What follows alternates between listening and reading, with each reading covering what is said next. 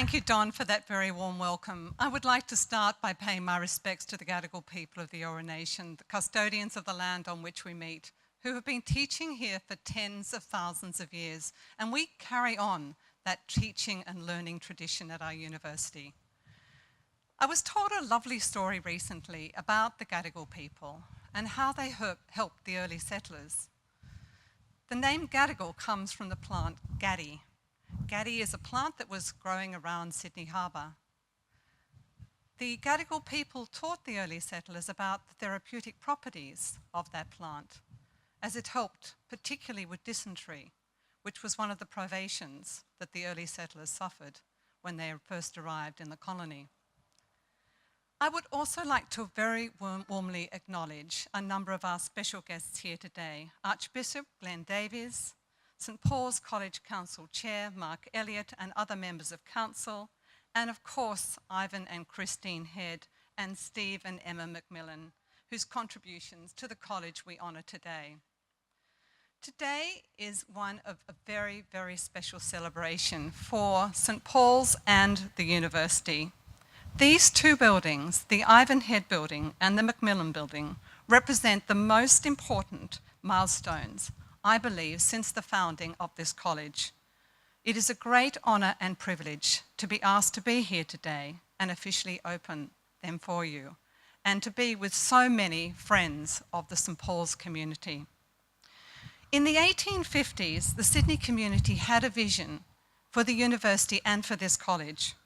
There were only a handful of students then, yet the leaders of the time, including Sir Charles Wentworth and Sir Alfred Stevens, were ambitious for the young colony and planned buildings like the Great Hall and St Paul's College, which would serve our future students right up until today.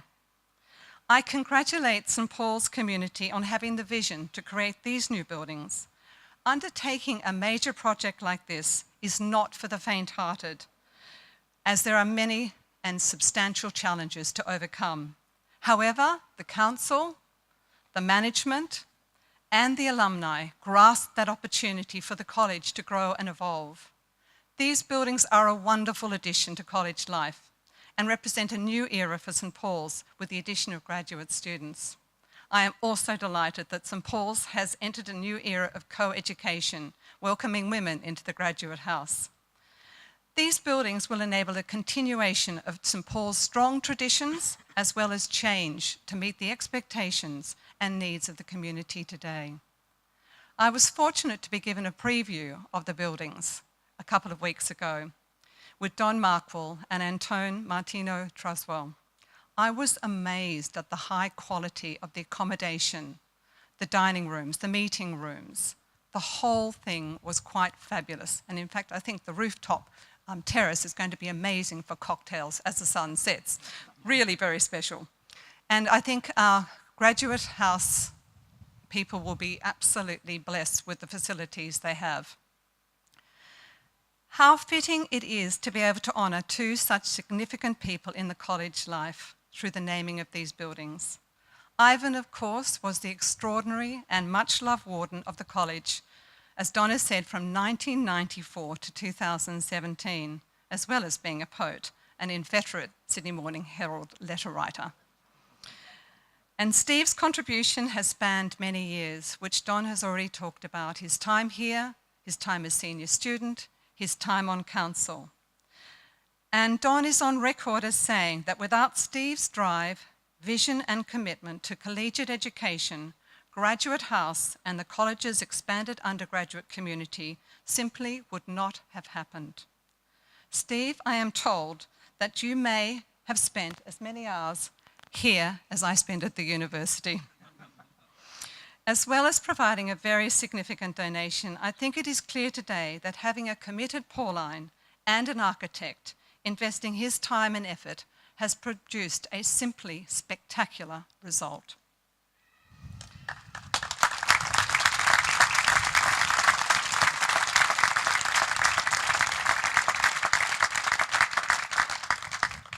This ceremony also gives me the opportunity to recognise and thank the many hundreds of other donors who have helped to make these facilities possible.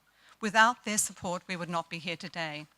As many of you will be aware, the university has just celebrated a major milestone with our inspired fundraising campaign having achieved its goal of raising $1 billion. I tell you, I was so excited and overwhelmed, as was the Vice-Chancellor, who does send his sincere apologies. We are the first Australian university to achieve this figure, and it has only been possible because of the extraordinary generosity of over 64,000 donors, which include our staff, our students, our alumni, and many friends. Our donors, like those at St Paul's, make a real and tangible difference to the educational and life experience of our students. And it's the university's success with this program that has put us in a position to be able to support the college through underwriting some of the occupancy of this building.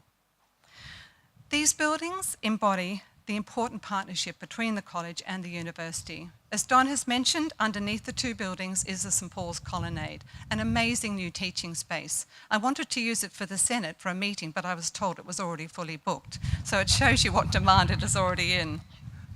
In addition, as Don has also mentioned, the college has the aspiration for a graduate house with the academic wing, because we need a home for our scholars, visiting professors from overseas and interstate. And in this Sydney real estate market, it is incredibly difficult to find. So we're very hopeful that we can do this together. But it is wonderful news that our new Dean of Law is going to be residing with his family in one of the new two-bedroom apartments in the McMillan building. We're very excited about that. And we're also excited that Antone and Emma have welcomed the youngest female member of the college, their beautiful young Flora, who arrived only a month ago. The connection with the university and the college goes back a long, long way, and it goes way beyond teaching spaces and staff accommodation. After all, Paul's is the first college in Australia's first university, and we have 165 years of shared history. Don regularly uses the term St Paul's College within the University of Sydney. I think this is important because as institutions, the university and Paul's are inextricably linked.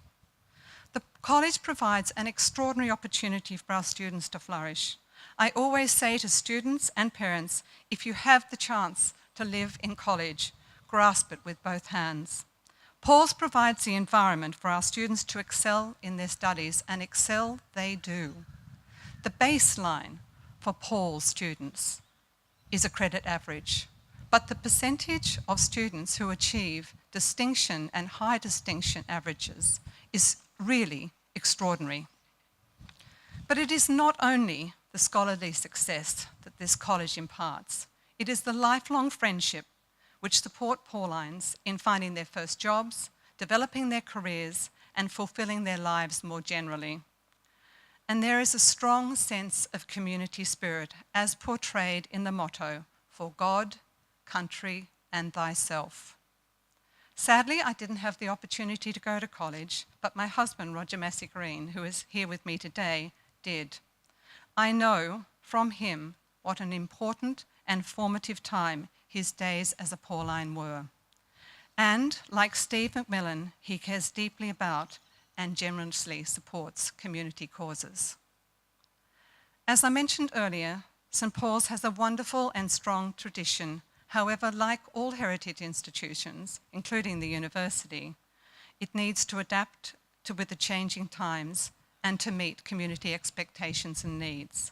I am so grateful for the Council's support for having worked closely with the university, as well as with the Anglican Church and the St Paul's community to modernise college governance, a process that we have been undertaking at the university since I have been there with the University Senate. The college's new governance model ensures the council reflects a diversity of backgrounds, experience and skills, and strengthens the links between the college and the university. I'm delighted that one member of the new council will always be a member of the university's academic staff.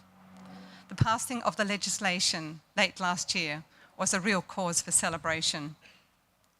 I must also commend the college's commitment to and the enormous amount of work in implementing their action plan for cultural renewal. I know that this has been a time of careful reflection, and Paul's has faced the work head on, standing proud as a residential college that lives by the values of respect, integrity, and compassion. This is a new stage in the college's proud history, and I look forward to seeing its expanded and more diverse cohort of students flourish and grow as scholars and as people having this wonderful opportunity of a residential experience. Congratulations to all who've been involved in creating these superb new buildings, and once again, my thanks to those generous donors who have made it happen. Thank you.